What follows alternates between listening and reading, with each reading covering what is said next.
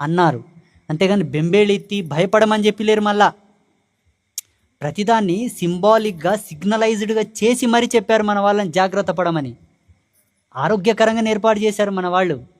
కాస్త heart weak ఉండి brain week ఉన్నోళ్ళే వణికిపోయి ఏదో జరిగిపోయి ఇంకా మీలాంటి మేధావులు హై లేనిపోనాను అనుమానాలను పెట్టి శాస్త్రం అనుకుంటా పద్ధతి అనుకుంటా జనాలను పాడు చేసిన పనికిరాని కొడుకులు అంటారు. మేము పనికిరాని కొడుకులం కాదు, పనికి రానికనే చేసినాం. అన్నీ చేసేటోళ్ళు తప్పు చేయడం వల్ల పనికి రాకుండా అనిపించింది. ఇప్పుడు కొబ్బరికాయ కుళ్ళిపోతే అశుభమే. మాలాంటి వాళ్ళని ఎవరినో ఒకరిని సంప్రదించాలి. లేకపోతే ఆ సమయానికి ఎవరు దొరకకపోయినా కొబ్బరికాయ కుళ్ళిపోయినట్టు కనబడినా, కుళ్ళిపోయినట్టు మీరు కొట్టినప్పుడు వచ్చినా వెంటనే హనుమంతుని గుడికి వెళ్ళి దండం పెట్టుకొని ఒక 5 ప్రదక్షిణలు చేసి 3 గుంజీలు తీసి 3 మొట్టెలు ఎట్టుకోండి.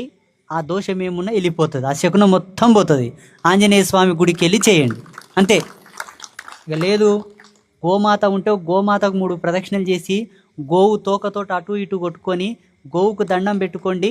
ఇంకా మీ దోషమంతా గుంజేసుకుంటుంది, అయిపోయాయి.